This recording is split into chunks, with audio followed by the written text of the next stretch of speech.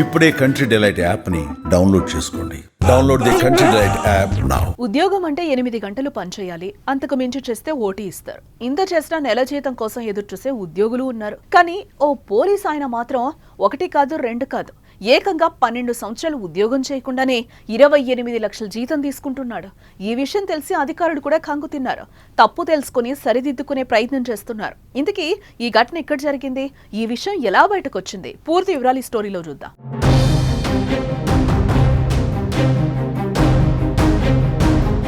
మధ్యప్రదేశ్లోని విదిశా జిల్లాకు చెందిన ఓ వ్యక్తి 2011లో భోపాల్లోని పోలీస్ లైన్లో కానిస్టేబుల్గా విధుల్లో చేరాడు. విధుల్లో చేరిన కొన్ని రోజులకే ట్రైనింగ్ కోసం సాగర్ పోలీస్ శిక్షణ కేంద్రానికి పంపారు. విధుల్లో చేరుతా అని వెళ్లిన సదరు కానిస్టేబుల్ పోలీస్ ట్రైనింగ్ సెంటర్లో రిపోర్ట్ చేయలేదు. చెప్పా పెట్టకుండా విదిశాలోని తన ఇంటికి తిరిగి వెళ్లిపోయాడు. అప్పటి నుంచి ఎలాంటి సమాచారం పోలీస్ అధికారులకు ఇవ్వకుండా తన పని తాను చేసుకుంటున్నాడు. కనీసం సెలవు పెడుతున్నట్లు పై అధికారులు చెప్పనే లేదు. స్పీడ్ పోస్ట్ ద్వారా సర్వీస్ రికార్డును భోపాల్ పోలీస్ లైన్స్ కు తిరిగి పంపాడు. అయితే పోలీస్ శాఖ అతడి శిక్షణకు సంబంధించిన పత్రాలను ధృవీకరించకుండానే ఆమోదించింది. అంతేకాదు ఆ కానిస్టేబుల్ ట్రైనింగ్ సెంటర్ కు హాజరు కాకపోవటాన్ని అక్కడ అధికారులు కూడా గుర్తించలేదు.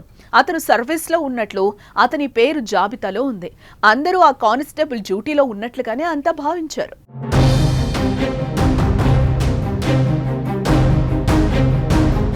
ఇంకే ఉంది, సదరు కానిస్టేబుల్ ఇంట్లో ఉన్న ఆన్ డ్యూటీలో ఉన్నట్లుగానే రికార్డ్ అవుతుంది.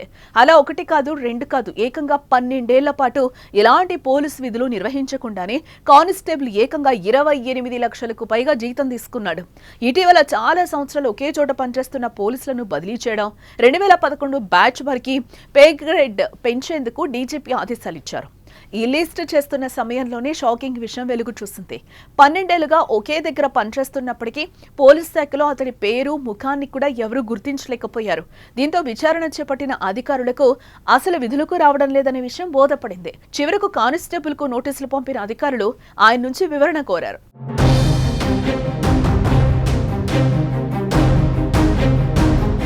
పోలీస్ అధికారులు సదర్ కానిస్టేబుల్ ని విచారణకు పిలిచారు. ఈ సందర్భంగా ఆయన మాట్లాడిన మాటలకు అందరూ షాక్ తిన్నారు. డ్యూటీలో చేరేటప్పటికీ తాను మానసిక సమస్యలతో బాధపడ్డానని, అందుకే అధికారులకు తగిన సమాచారం ఇవ్వలేకపోయానని చెప్పాడు. సంబంధిత మెడికల్ రిపోర్టులను వారికి అందించాడు. ఇది చూసిన అధికారులు వాటిపై సమగ్ర విచారణకు ఆదేశాలు జారీ చేశారు. అంతేకాదు ఇప్పటి వరకు 1.5 లక్షలు తిరిగిచ్చాడు. మిగతా డబ్బులు కూడా ఇకపై తన సర్వీస్ కాలంలో వచ్చే జీతం నుంచి చెల్లిస్తానని తెలిపాడు.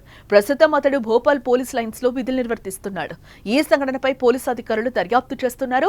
ఈ విషయాన్ని పర్యవేక్షించడంలో నిర్లక్ష్యంగా వ్యవహరించిన అధికారులపై కూడా చర్యలు తీసుకుంటామని ఏసీపీ ఖేత్కర్ అన్నారు.